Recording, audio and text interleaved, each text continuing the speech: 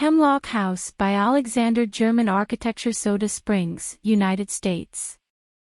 Situated on a gently sloping site on the edge of a lake in the Sierra Nevada mountains of California, this residence reinterprets the alpine house type through a distinct material strategy.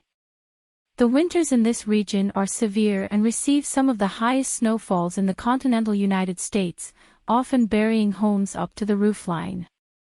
In summer, wildfires are a constant threat. In response to these constraints, the design team installed mockups over a winter season to test material resiliency. The result is a composition of charred wood walls over a concrete base. The charred, shou sugi ban, upper volume floats above and contrasts with the snow below. The concrete walls bolster the house against snow loads while providing a protective shell against the elements, analogous to the hull of a ship. The porous lakeside façade is composed of sliding glass doors providing views and a direct connection to the lake.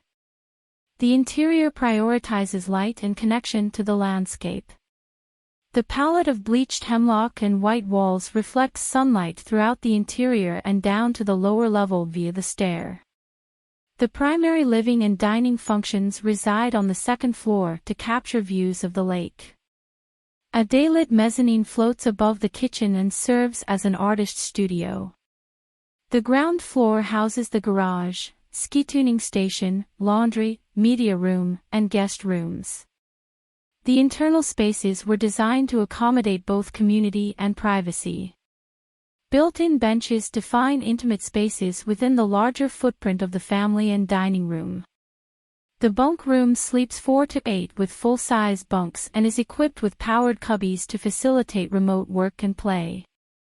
The media room adjacent to the bunk room serves as an overflow space for additional guests.